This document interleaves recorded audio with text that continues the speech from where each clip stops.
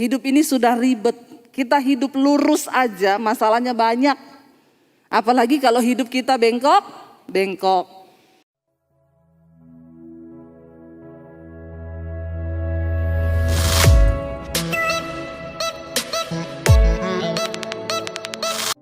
Segala pujian, hormat, kemuliaan hanya bagi Engkau Bapa Raja di atas segala raja. Kami mau menaruh harapan dan percaya kami hanya kepada Tuhan. Karena kami tahu hari-hari ke depan tidak akan semakin baik. Sebab firman Tuhan sedang digenapi hari-hari ini. Berikan kami kepekaan Tuhan. Agar kami tidak menjadi orang yang tidak mengerti dengan apa yang sedang terjadi hari-hari ini. Tapi berikan kami kepekaan agar kami semakin berjaga-jaga. Kami bangunkan iman kami. Dan kami lakukan apa yang harus kami lakukan. Tuhan bawa kami di tempat di mana Engkau berada. Kami tahu Tuhan kami Tuhan yang terus bergerak. Dengan rencana dan kehendak-Mu. Jangan biarkan kami tertinggal di hari-hari ini Bapa. Kami rindu untuk menggenapi rencana Tuhan di waktu-waktu yang sisa ini. Karena itu setiap kami datang menyerahkan seluruh hidup kami Tuhan. Bahwa kami mengerti apa yang harus kami lakukan. Supaya ketika Engkau datang kembali kali yang kedua. Kami kedapatan berkenan di hadapan Tuhan. Urapi hamba-Mu yang tidak ada apa-apanya. Urapi setiap kami sore hari ini. Roh Kudus ambil alih semuanya. Roh Kudus kami membutuhkan Engkau di tengah kami. Di dalam nama Tuhan kami Yesus Kristus. Kami buka hati kami bagi firman-Mu yang percaya. Tuhan di tengah kita memberkati kita. Mari katakan bersama. Kabarnya beneran luar biasa. Yang lagi ada masalah angkat tangan. Yang tidak ada masalah angkat tangan. Yang bingung angkat kaki.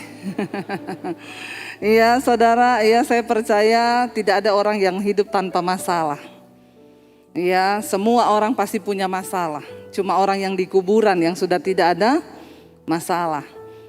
Tapi dia akan bermasalah dengan pengadilan Tuhan. Dan biarlah selama kita hidup, kita ada di dunia yang penuh dengan masalah. Yang terpenting jangan cari-cari masalah. Hidup ini sudah ribet. Kita hidup lurus aja masalahnya banyak. Apalagi kalau hidup kita bengkok. Para suami-suami hiduplah benar menjadi suami yang bertanggung jawab dan menjadi imam yang baik bagi keluargamu. Bawa istri dan anak-anakmu dalam takut akan Tuhan hari-hari ini. Demikian juga para ibu, kita mau menjadi pendoa, penolong di tengah rumah tangga kita. Saya yakin hari-hari ini Tuhan sedang mencari imam di tengah rumah tangga. Agar setiap keluarga itu bisa dibenarkan dan diselamatkan oleh Tuhan.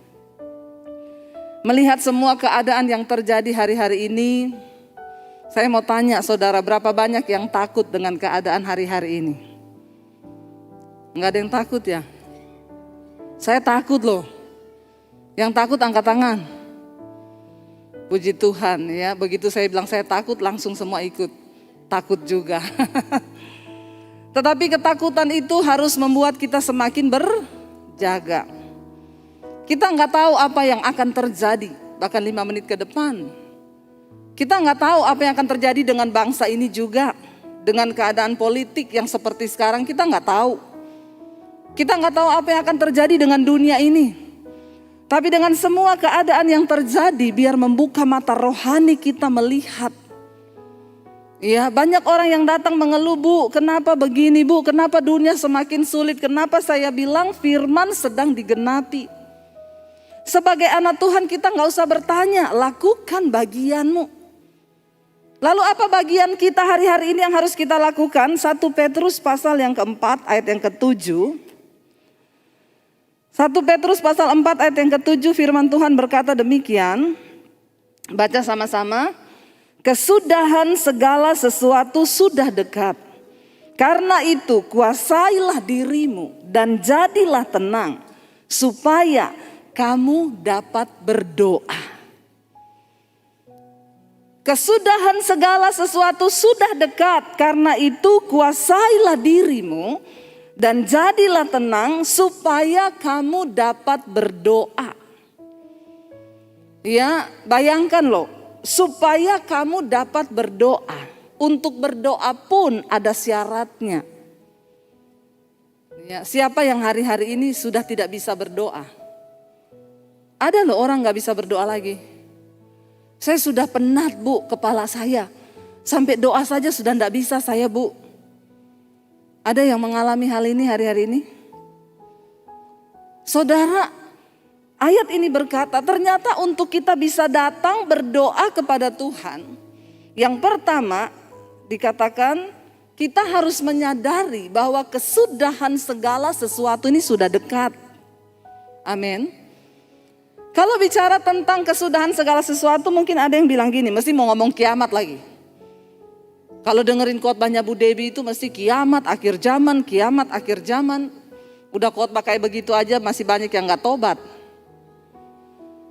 Kalau kita bicara tentang kesudahan segala sesuatu mungkin kiamat masih lama mungkin. Padahal kan Yesus bilang juga gak ada yang tahu. Dia datang seperti pencuri kan.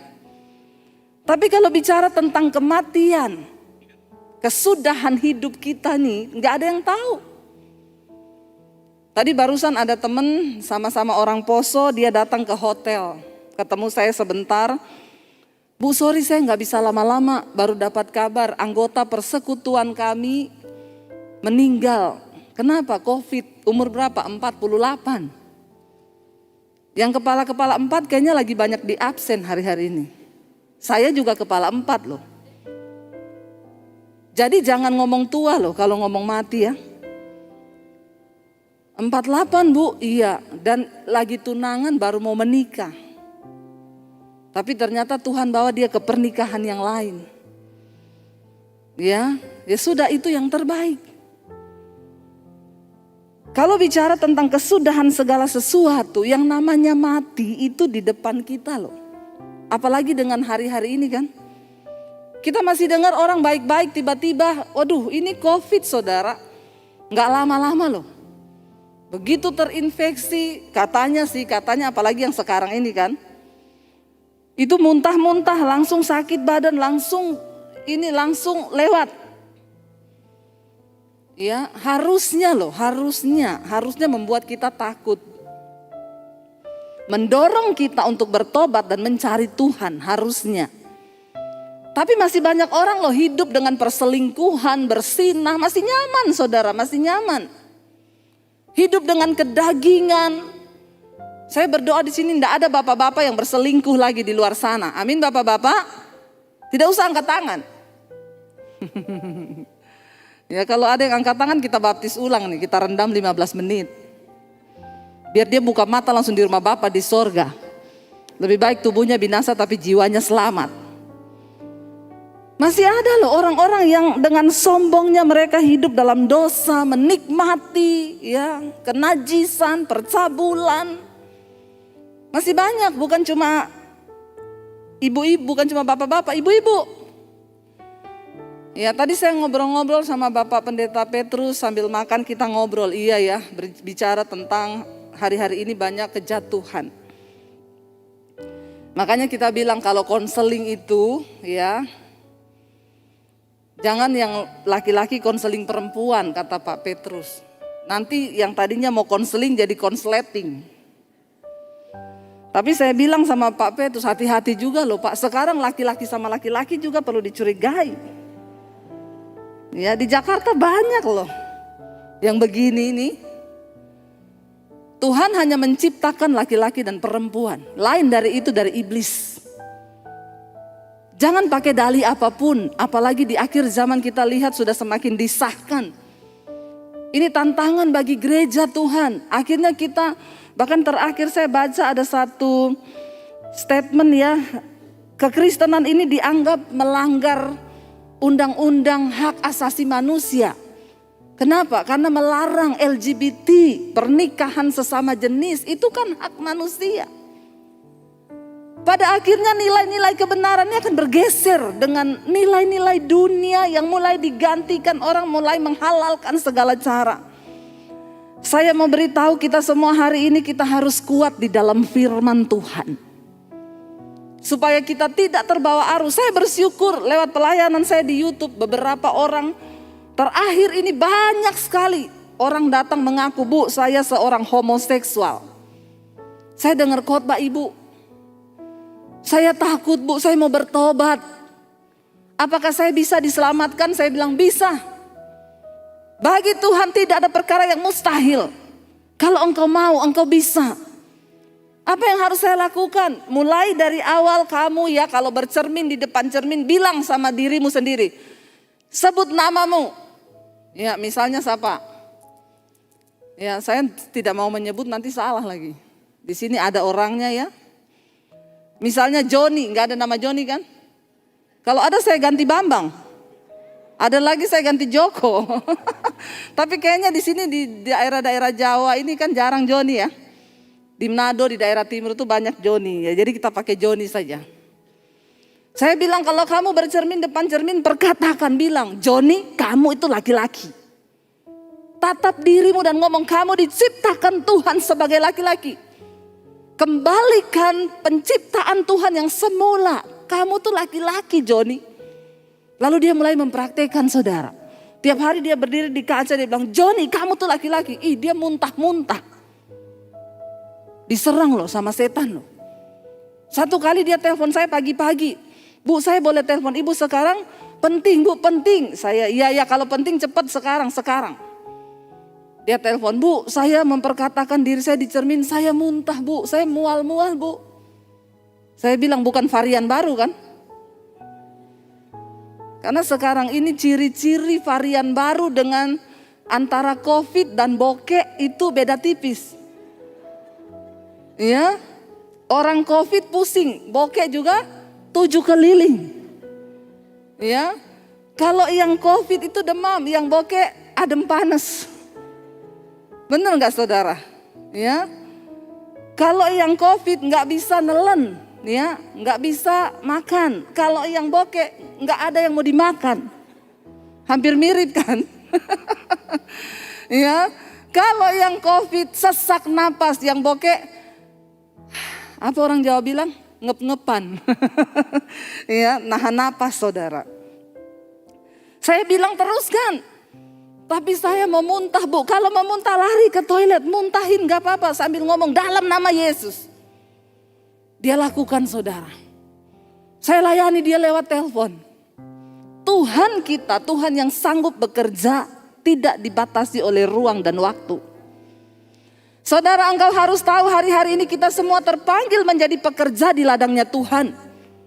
Menjadi pengerja, menjadi penuai di akhir zaman tidak bisa. Itu bukan hanya pekerjaannya Pak Petrus, bapak-bapak pendeta di tempat ini. Itu pekerjaan kita semua yang dipanggil. Kalau saudara mau dapat mahkota. Selama kita ini mengasihani diri dengan semua persoalan kita, maka kita tidak akan pernah melihat mujizat terjadi. Tapi ketika engkau mulai menanggalkan persoalanmu dan lihat jiwa-jiwa di sekelilingmu. Karena kita dipanggil untuk bekerja bagi kepentingan kerajaan Allah. Amin. Kita ini enak saudara. Saya bilang Tuhan, yang kemarin kita kena COVID, Tuhan, kalau Tuhan panggil saya mati itu untung, berarti tugas saya sudah selesai. Mati itu enak loh saudara.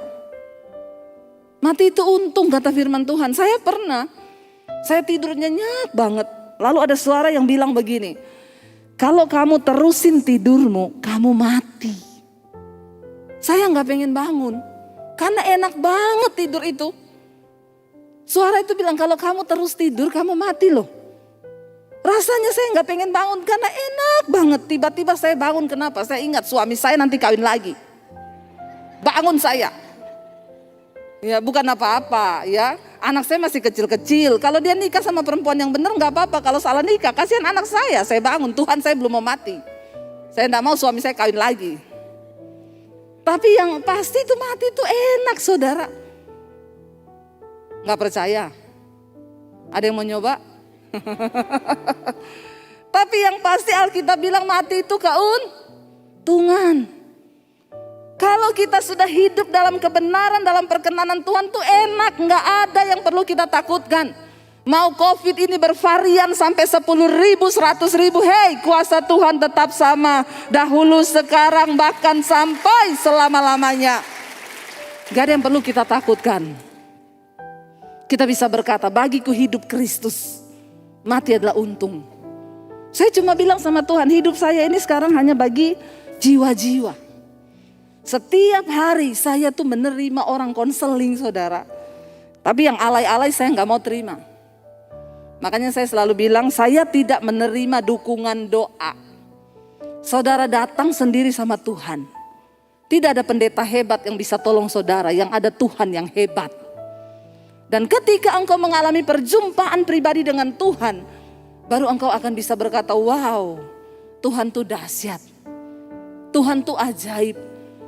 Begitu banyak kesaksian yang masuk hari-hari ini, Bu. Saya ini ada masalah, saya sakit, Bu. Tadinya pengen telepon Bu Debbie, tapi saya ingat Ibu bilang, jangan minta-minta dukungan doa. Doa sendiri. Lalu saya mulai berdoa, Bu. Saya mengalami Tuhan, Bu. Saya sekarang disembuhkan Tuhan. Siapa yang tolong? Tuhan kan? Bukan saya. Tapi imanmu bersama dengan Tuhan. Saudara, Alkitab berkata kesudahan segala sesuatu sudah dekat. Ini sudah dekat. Kalau bicara kiamat masih lama, oke. Tapi bicara tentang kematian, hari-hari ini gak ada yang tahu. Mari kita persiapkan hidup kita. Karena itu bagaimana saudara untuk kita bisa mempersiapkan hidup di waktu-waktu yang sudah dekat ini. Karena itu dikatakan kuasailah dirimu. Seorang pemenang yang luar biasa itu adalah bukan orang yang berhasil mengalahkan orang lain. Tapi seorang yang dikatakan pemenang yang luar biasa itu orang yang bisa menaklukkan dirinya sendiri. Siapa yang harus kita kuasai? Alkitab berkata kuasai dirimu. Gak ada satu orang pun yang bisa mengubah engkau selain dirimu sendiri bersama dengan Tuhan.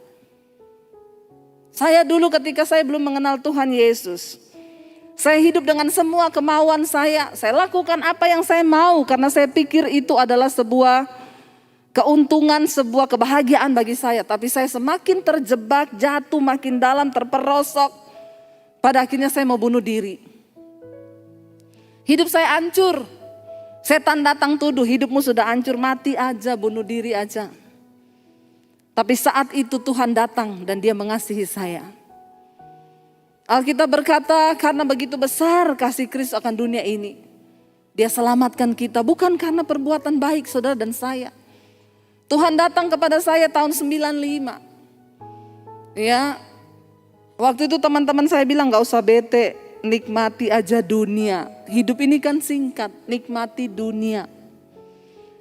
Alkitab berkata yang ada dalam dunia ini hanya 3 hal, keinginan daging, keinginan mata, dan keangkuhan hidup. Dan itu bukan berasal dari Bapa tapi dari setan. Apa yang ada di dunia ini cuma 3, keinginan daging, keinginan mata, keangkuhan hidup, kesombongan. Cuma 3 ini yang ada di dunia kata firman Tuhan. Dan semua yang ada di dunia ini bukan berasal dari Bapa tapi berasal dari iblis. 3 hal ini. Barang siapa hidup mengikuti dunia ini dia akan binasa. Saya dulu mengikuti dunia, keinginan daging. Apa itu keinginan daging? Percabulan, kenajisan, hawa nafsu, nafsu jahat, iri hati, kebencian. Itu semua ada di dalam diri kita. Semua kita punya daging. Tapi Tuhan berkata, Alkitab berkata, matikanlah.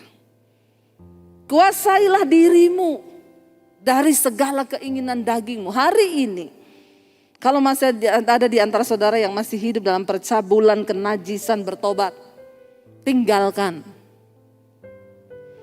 Tinggalkan saudara. Jangan ada alasan apapun. Soalnya istri saya itu Bu, cerewetnya minta ampun. Selingkuhan saya manis.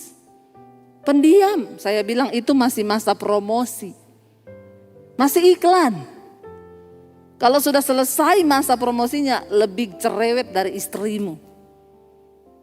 Ya, saudara, demikian juga ibu-ibu. Sekarang ini luar biasa saudara. Ada ibu-ibu di Jakarta konseling sama saya, Bu, saya selingkuh. Suami ibu tahu? Enggak. Udah berapa lama? 7 tahun. Pinter banget ibu menyembunyikan dosa itu 7 tahun suami gak tahu. Kok bisa Bu? Iya Bu, soalnya selingkuhan saya namanya Ani. Saudara mengerti? Mereka menjadi pasangan lesbi. Ini ngeri akhir zaman ini. Dunia itu benar-benar sudah, ya iblis dengan permainan yang begitu rupa. Kenapa ibu bisa lakukan itu? Sekarang itu lihat yang lesbi itu bukan yang rambut-rambut pendek kayak saya loh. Ya, kalau dulu kan orang lesbi rambutnya pendek, gagah perkasa, mirip-mirip saya begini. Saya ini wanita tulen loh. Ya, saya sampai pernah ada bapak-bapak itu WA ke saya, Bu, dulu saya suka nonton khotbah ibu. Sekarang tidak lagi. Kenapa? Dimarahin istri saya. Kenapa? Kata istri saya, kamu jangan nonton Debbie Bachir itu, dia tuh transgender. Oh haleluya. Saya dituduh transgender. Saya bilang, siapa yang ngomong itu Pak? Saya melahirkan anak loh Pak. Kalau transgender tuh gak bisa melahirkan loh. Bapak ini dapat isu dari mana saya transgender? Jangan dikembangkan, saya tuntut loh Bapak di pengadilan loh. Saya asli perempuan loh Pak. Dia ternyata saudara, dia bilang saya pernah lihat di YouTube. Jadi suami saya itu bikin YouTube. Saya pernah wawancara seorang transgender. Suami saya bikin judul begini, kesaksian Debbie Bachir, transgender bertobat. Ya dia enggak salah saudara, yang salah suami saya itu. Tidak ada komanya, tulisannya Debbie Bachir transgender bertobat. Jadi dia cuma lihat judul, dia tidak melihat isinya. Istrinya bilang, nih baca nih judulnya, jangan dilihat. Oh haleluya. Ya, jadi kalau saudara mendengar di luar ada desas-desus saya transgender, ya tolong diklarifikasi, saya ini wanita tulen. Ya saya melahirkan anak. Saudara, saya ketemu beberapa orang konseling yang lesbi. Itu bukan rambut-rambut pendek loh. Rambutnya panjang, benar-benar wanita. Tapi jadi pasangan lesbi. Coba dunia sedang terjadi apa hari-hari ini? Kita harus tahu bahwa ada penghukuman, ada penghakiman yang akan Tuhan lakukan ketika orang hidup. Ini perkara serius. Tolong bapak-bapak dan ibu-ibu perhatikan anak-anakmu. Ya, anak-anak muda sekarang banyak yang berperilaku aneh. Kenapa? Karena di dalam rumah tangga mereka tidak mendapat kasih sayang. Bagaimana enggak mereka memberontak dan mencari jati diri lain? Orang tua berantem terus tiap hari. Ada di sini yang tiap hari berantem? Tidak ada. Semuanya luar biasa. Harusnya. Amin. Berantem, saya sama suami itu punya komitmen. Berantem 5 menit cukup. Susah enggak? Pertama kali susah. Tapi ketika kami mau komitmen melakukan firman, tidak susah. Sekarang kami malah enggak pernah berantem ya saya. Iya enggak saya? Ya, benar saudara. Ya jangan orang yang menguasai diri. Makanya saya suka bilang juga nih. Kadang orang di gereja itu hebat saudara. Kalau bahasa roh tinggi, wah hebat di gereja. Di rumah kalau berantem juga bahasanya tinggi. Mending kalau saudara berantem pakai bahasa roh. Bener, itu bahasa roh dipakai waktu mau berantem. Jadi memang kamu tuh dasar. Lah itu kan sekalian kita usir setan, bener gak? Saya serius ini, saya tidak bercanda loh ini. Karena ada begitu banyak orang hebat di gereja waktu nyanyi puji-pujian. Wah, kekristenanmu itu gak dinilai ketika engkau duduk di bangku gereja ini. Ini semua lagi kudus semua ini, gak ada yang merokok, gak ada yang mabok, gak ada yang berantem. Tapi ketika engkau keluar dari gedung gereja ini, disitulah baru dilihat kekristenan yang sesungguhnya. Ada orang yang tanya sama saya, Bu, kalau pelayanan di daerah-daerah itu sering ada yang kerasukan gak? Oh banyak di daerah. Kerasukan lagi puji-pujian kerasukan. Kalau di kota-kota besar ibu pelayanan di gereja masih ada gak yang kerasukan? Saya pikir-pikir gak ada loh. Iya di kota besar hampir gak ada orang kerasukan. Dulu pernah di Jakarta saya pelayanan di satu gereja. Jemaatnya juga ribuan. Lagi puji-pujian ada bapak-bapak jatuh menggelepar. Saya udah mau lari mendoakan pelepasan saudara. Saya lari gitu, saya mau doakan dalam nama Yesus. Istrinya bilang, Bu gak usah Bu, kenapa? Epilepsi. Saya kira kerasukan saudara. Ternyata epilepsi. Ya. Lalu dia tanya, kenapa Bu? Kalau di kota besar tidak ada orang yang kerasukan. Di desa-desa banyak yang kerasukan. Saya berpikir itu iya ya. Roh Kudus kira-kira jawabannya apa Roh Kudus? Roh Kudus kasih saya hikmat. Kalau di kota besar itu setan sudah tidak bekerja. Cuma kontrol. Saudara ngerti? Di gereja begini setan udah gak kerja, dia cuma kontrol. Lancar Joy, lancar bro. Lanjutkan. Jemaat banyak, sip. Penuh, oke. Biarin mereka rajin ke gereja ibadah. Yang penting hidupnya gak berubah. Kita gak usah buang tenaga gangguin mereka. Kenapa? Dagingnya aja udah gede. Daging sama setan tuh gak ada hubungan. Ini daging. Percabulan, kenajisan, hawa nafsu, nafsu jahat, iri hati, kebencian, dendam, amarah, pertikaian, perselisihan, itu daging. Jangan engkau tengking, setan ketawa. Ini perbuatan daging. Setan itu cuma menunggangi aja. Makanya ada orang selingkuh, saya bilang, kamu kenapa selingkuh? Udah punya istri, punya suami, kenapa masih selingkuh? Gara-gara setan Bu. Setan protes loh. Kata setan, enak di lu, sial di gua.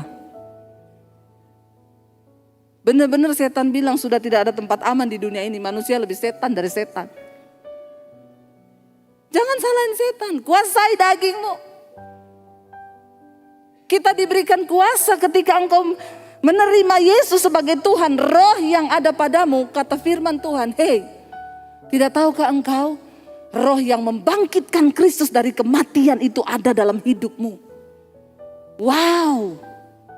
Kalau roh itu yang membangkitkan Kristus dari kematian ada di dalam diri kita. Apa yang dia tidak sanggup lakukan bersama dengan kita saudara. Persoalannya engkau mau gak bertobat? Engkau mau gak diubahkan? Ada niat gak dari kita yang kita tahu hari ini apa yang belum beres. Kita datang sama Tuhan dan bilang, Tuhan ubahkan aku. Aku suka marah-marah Tuhan. Aku mau berlatih supaya aku jadi orang yang gak marah-marah Tuhan. Aku suka selingkuh Tuhan. Ya kalau tahunya, kalau saudara tahu saudara jatuhnya di situ, ya hindarilah daerah itu. Jangan main Facebook, jangan main Instagram kalau nggak kuat-kuat iman. Apalagi kumpul-kumpul reuni. Kalau reuninya nggak ada artinya, nggak usah. Karena banyak perselingkuhan terjadi sekarang karena kumpul-kumpul. Akhirnya terjadilah hal-hal yang diinginkan. Ada oma-oma di Jakarta telepon saya, Bu, saya mau konseling Bu. Saya ketemu di satu persekutuan. Saya bilang, sekarang aja oma saya ada waktu. Enggak, nanti aja Bu Debbie pulang, saya minta nomor HP. Saya bilang, saya ada waktu Bu, oma 5 menit cukup, oma ngomong aja sekarang. Enggak, saya enggak tega Bu. Orang konseling kok enggak tega, kenapa ya? Saya kasih nomor HP saya, begitu pulang dia telepon, Bu saya oma yang tadi. Ibu doakan saya Ibu, saya dengar khotbah Ibu Bu, saya mau mengaku Ibu saya jatuh. Saya bilang makanya oma kalau jalan hati-hati. Licin, apalagi masuk kamar mandi hati-hati kepleset. Oma punya tulang itu sudah rawan, kalau jatuh bisa patah. Bukan itu Bu jatuhnya. Jatuhnya apa? Saya selingkuh, astagfirullah subhanallah. Oma umur berapa? 65 tahun. Tapi memang oma-oma sekarang itu kan eksis di dunia maya. Oma sekarang di TikTok Oma-oma umur 70 TikTokan. Sekarang lihat oma-oma bawaannya tongsis. Kemana-mana live, hai. Akhir zaman memang. Memang akhir zaman saudara. Ya sampai ada oma-oma bikin TikTok. Kamu Jangan ketawain Oma kalau Oma tiktokan. Oma pernah rasa muda seperti kamu, tapi kamu kan belum pernah rasa tua kayak Oma. Lebih baik kamu berdoa supaya umurmu panjang bisa seperti Oma. Ting ting ting ting Oma tiktokan. Saya ketawa lihat itu tiktokan Oma begitu. Inilah sebabnya saya tanya Oma selingkuh? Oma minum vitamin apa? Ini gara-gara mungkin masa pandemi ini orang minum vitamin terus makanya jadi begini ini juga. Saya ketemu, jadi ceritanya begini Bu. Cucu saya itu bikinin saya Facebook. Terus sama cucu ditanya, Oma punya kenalan gak waktu sekolah dulu? Oh ada, siapa Oma? Yang disebutin nama mantan. Orang kalau ditanya teman dulu yang diingat siapa? Mantan. Di sini tidak boleh ingat-ingat mantan, amin. Berbahaya itu. Akhirnya Oma sebut nama mantannya, sama cucunya dicari. Opanya ternyata gaul, punya Facebook juga. Lalu diajar sama cucunya, Oma caranya chatting begini Oma. Oma tiap hari chattingan sama mantannya. Saya merasa berdosa Bu Debbie. Ya sudah bukan baru di Facebook. Sekarang Oma tutup itu Facebook. Daripada Oma tidak kuat iman. Oma itu harusnya jadi pendoa Oma. Kenapa Oma mainan Facebook terus selingkuh? Tapi gak apa-apa lah baru di Facebook. Itu Oma tinggal di mana? Di Kalimantan. Oma di Jakarta. Ya sudah baru di Facebook Bu. Makanya saya mau ngaku. Kenapa? Bukan cuma di Facebook. Kami sudah beberapa kali ketemu dan melakukan. Ngeri loh saudara. Saya bilang Oma ikhtifar. Ingat umur Oma. Ikhtifar Oma. Astagfirullah saya yang takut lihat Oma. Sebentar lagi di absen. Kalau udah mulai umur-umur kepala 6 ke atas tuh udah harus siap-siap loh. Dia bilang makanya Bu saya tuh Oma ketemunya di mana? Jadi kalau kangen dia terbang dari Kalimantan booking hotel di kota. Oma datang ketemu di hotel. Padahal kami nggak ada niat loh Bu lakukan apa-apa. Cuma ketemunya di hotel. Adanya bantal sama guling. Coba jangan aneh-aneh ya saudara ya. Beresin hidupmu ya saudara, ini sudah hari-hari terakhir. Kuasai dirimu di dalam segala hal. Jadilah tenang kata firman Tuhan. Saudara, orang itu tidak mungkin tenang kalau dia ada dosa. Dosa itu pencabut damai sejahtera nomor 1 dalam hidup manusia. Ayat ini berkata, kesudahan segala sesuatu sudah dekat, karena itu kuasailah dirimu dan jadilah tenang. Firman Tuhan berkata, di mana ada kebenaran, di situ tumbuh damai sejahtera. Dan di dalam damai sejahtera itu ada ketenangan di dalam hati. Coba saudara praktekkan, kalau orang ada dosa tidak mungkin hidupnya tenang. Dosa apapun, percabulan, perselingkuhan, kepahitan, yang pahit-pahit hati saya mau bilang bertobat, lepaskan pengampunan. Bukan zamannya lagi kita pahit. Kita harus beres dengan diri kita sendiri.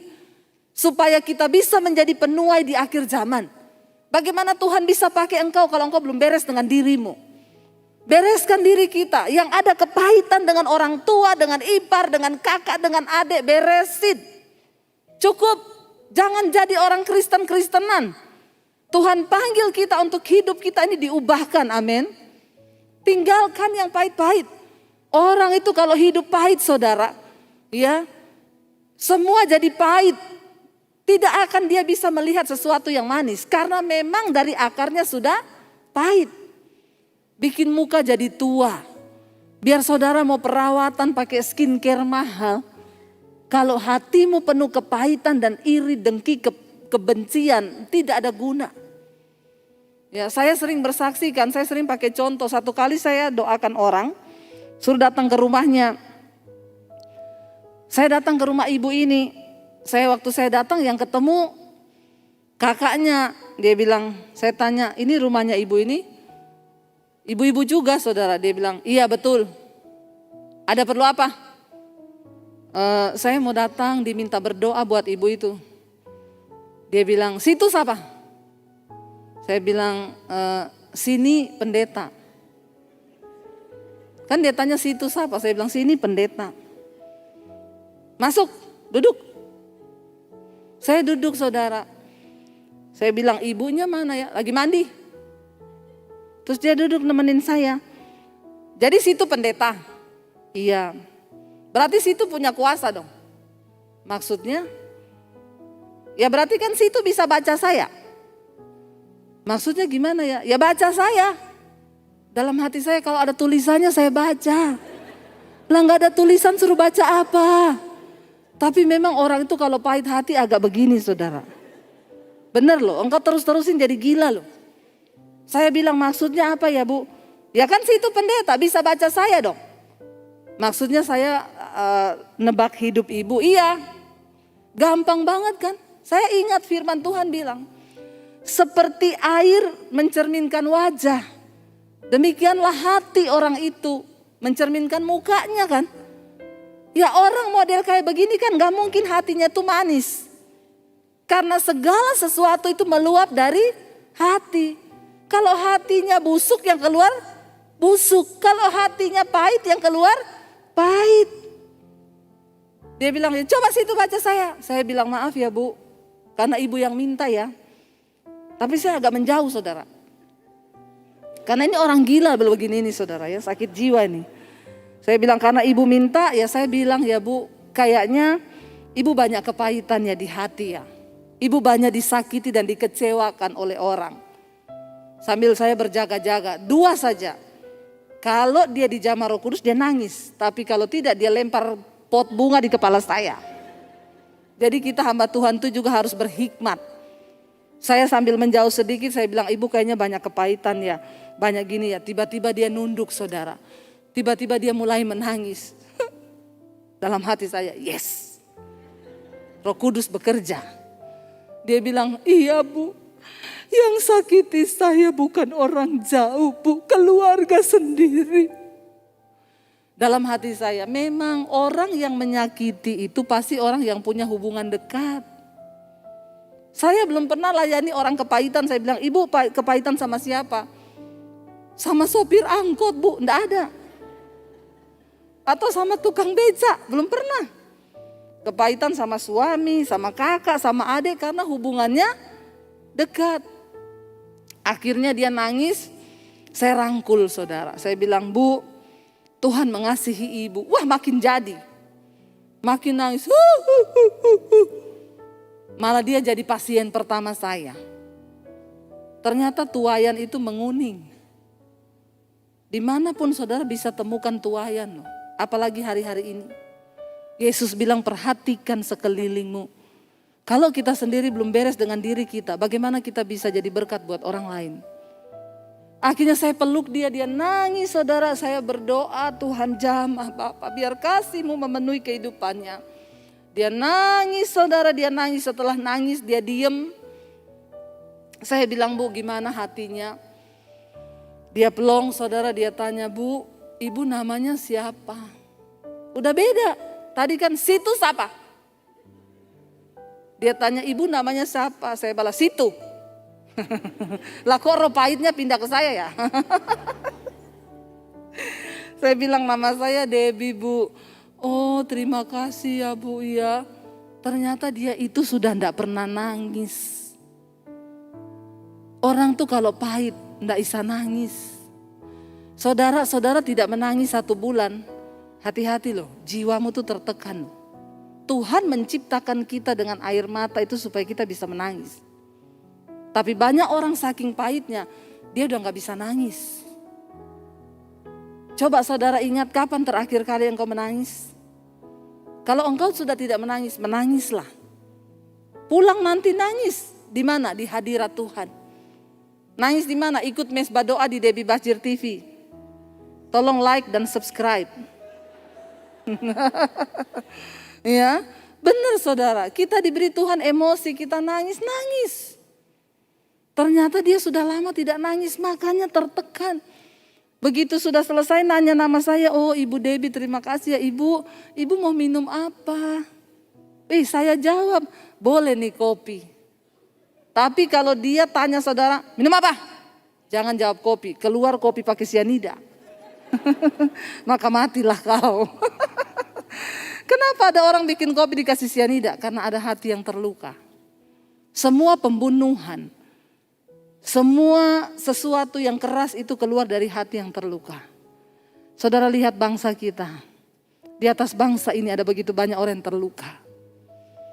Ini tugas apa? Tugas saudara dan saya. Tapi kita tidak akan pernah bisa menjadi penuai kalau kita belum beres dengan diri kita. Karena itu ayat ini berkata, kuasailah dirimu dan jadilah tenang. Jadi kalau kita baca ayat ini, jadilah tenang. Siapa yang bisa menenangkan diri kita? Kita sendiri. Enggak ada orang lain. Jadilah tenang. Waktu engkau takut, perkatakan kepada dirimu, jadilah tenang. Ketika Daud ada dalam pelarian, dia pergi ke Gua Adulam. Di sana yang ikut sama dia, saudara, ratusan orang-orang yang punya hutang dikejar-kejar debt collector. Orang-orang yang lagi punya masalah rumah tangga, orang-orang yang lagi dalam kesukaran yang besar ikut sama Daud. Padahal Daud sendiri juga lagi dalam masalah besar, melarikan diri. Ketika keluarganya tahu Daud ada di gua itu, papa mamanya nyusul lagi datang sama Daud. Daud harus ngurusi dulu. Papa mama, kamu gak bisa ikut-ikut aku dalam pelarian gini, dititipilah papa mamanya dulu. Kalau Daud tidak berhasil menjadi orang yang menguasai dirinya, karena itu dia menulis di Mazmur, aku percaya Tuhanlah penolongku. Ini sebuah statement yang keluar dari orang yang sedang berusaha menguatkan dirinya sendiri. Aku percaya engkau Tuhan penolongku. Keadaannya bilang, enggak, kamu gak mungkin ditolong, kamu mati dikejar Saul. Aku percaya engkaulah pemegang kehidupanku. Hanya dekat Allah saja aku tenang. Ini perkataan-perkataan yang Daud ucapkan untuk menguatkan dirinya. Hari-hari ini apa yang bisa menguatkan kita, saudara? Firman Tuhan. Ayo perkatakan firman. Ayo ucapkan firman. Saudara dapat melakukannya dengan berkata, aku percaya ketika iblis datang menyerang engkau bertubi-tubi, masa depanmu gak tahu gimana. Saya hari-hari ini melayani. Ada banyak orang yang mau bunuh diri karena takut menghadapi hari depan ini. Hari-hari ini tuayan tuh banyak. Kemarin saya dapat telepon saudara dari Kanada.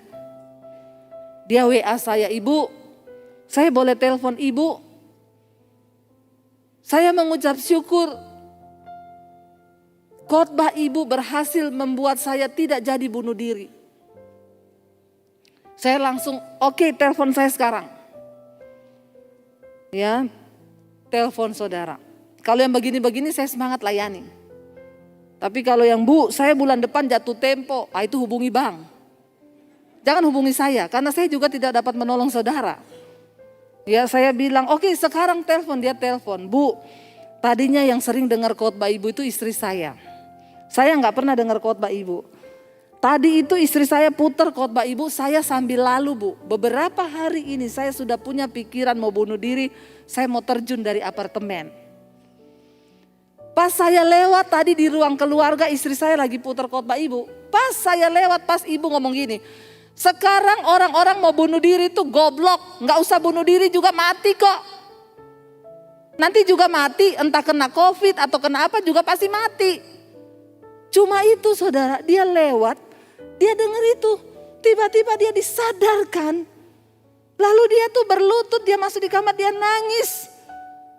Dan akhirnya dia bilang sama istrinya, saya mau dengar lagi. Lalu dia dengar semua khotbah-khotbah saya. Dia bilang, saya dilawat Tuhan bu, saya nonton akibat dosa tersembunyi.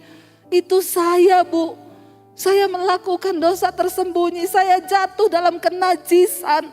Dan hari-hari ini iblis sedang menuduh saya. Hidup saya kacau.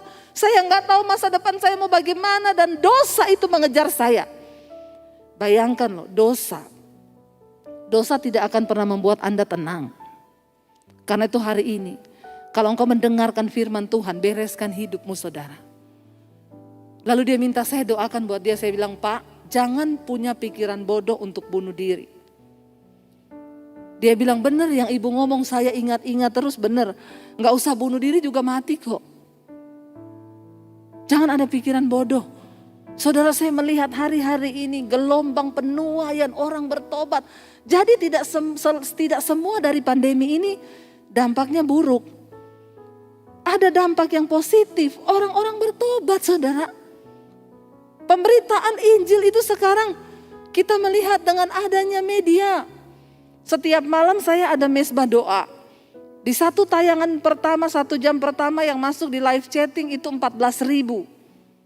14.000 itu padahal satu akun YouTube itu, satu channel itu, satu keluarga loh yang nonton. Setelah 1 jam pertama 25.000, 30.000, besoknya itu 50, 60.000. Kita membutuhkan gedung segede apa untuk menampung orang 60.000 setiap hari. Pagi dan malam setiap kali saya tayangkan mesbah doa dan mesbah syukur. Saya tuh bersyukur, saudara. Sebelum masa pandemi ini 2 tahun yang lalu, Tuhan itu mendorong saya beritakan Injil di media. Itu yang saya dapat. Saya bilang, Tuhan, media tuh di mana?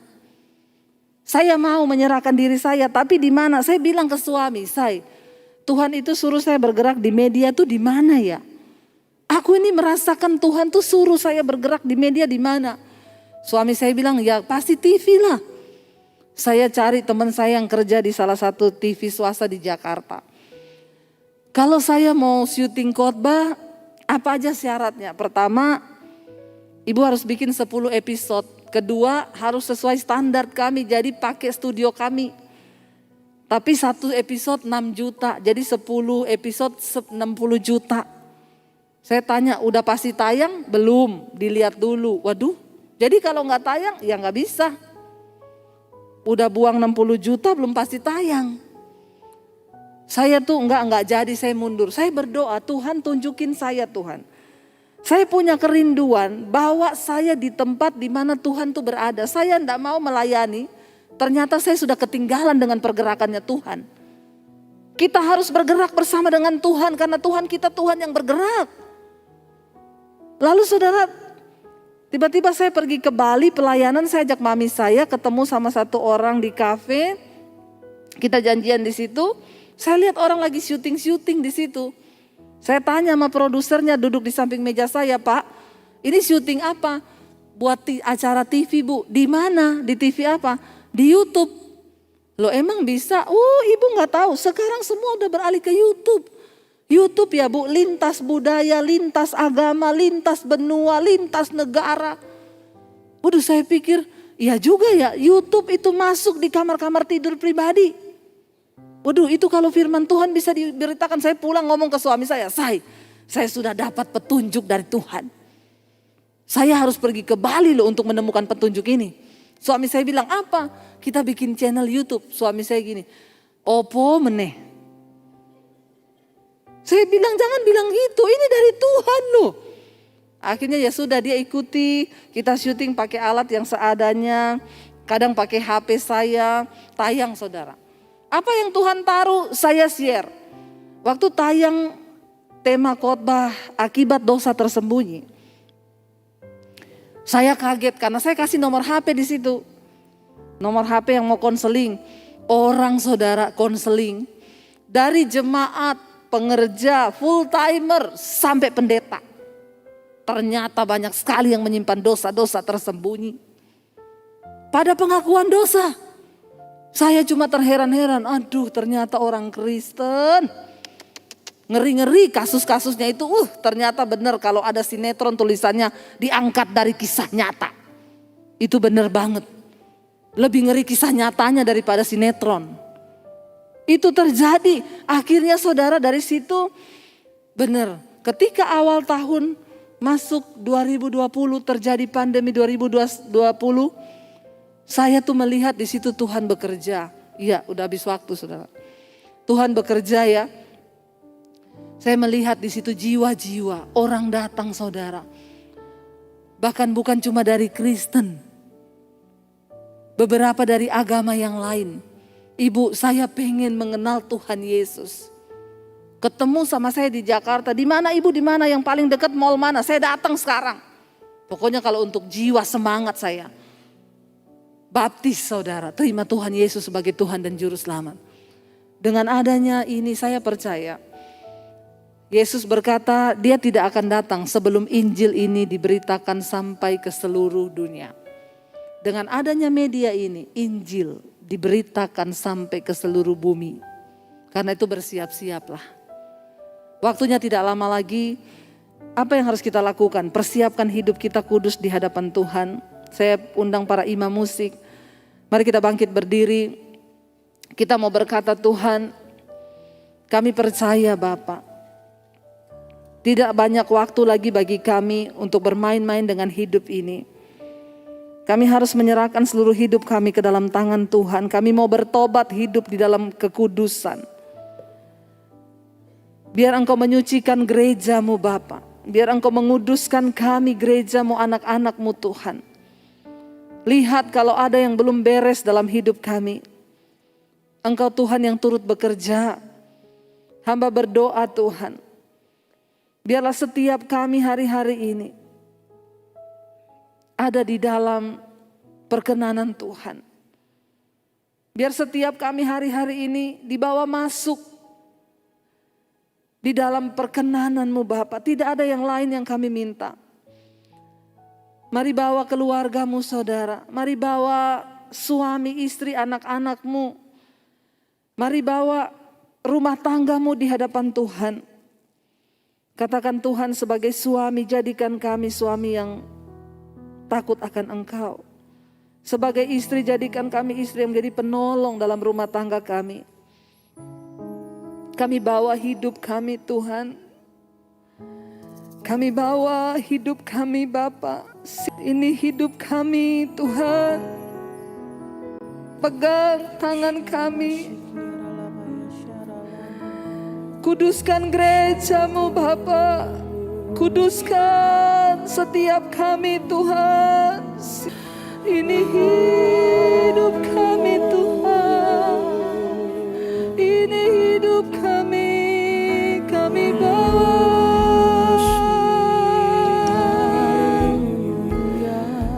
Kami persembahkan. Mari bawa hidup-Mu pada Tuhan. Mari akui setiap kelemahan-Mu. Katakan, aku mau berubah Tuhan. Kami mau berubah Tuhan. Kami mau diubahkan Tuhan.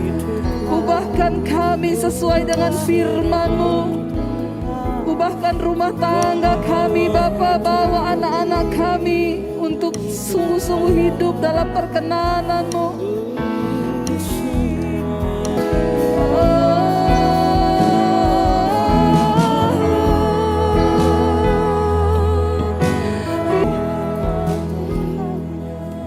Kami percaya saat kami datang Tuhan dengan kerendahan hati mengaku semua dosa dan pelanggaran kami. Engkau Tuhan yang mengampuni dan menyucikan kami. Terima kasih buat sore hari ini. Kami pulang dengan sebuah perubahan karena Tuhan yang mengubahkan hidup kami. Segala pujian, hormat, kemuliaan hanya bagi Engkau. Dalam nama Tuhan Yesus kami berdoa dan bersyukur. Sama-sama katakan.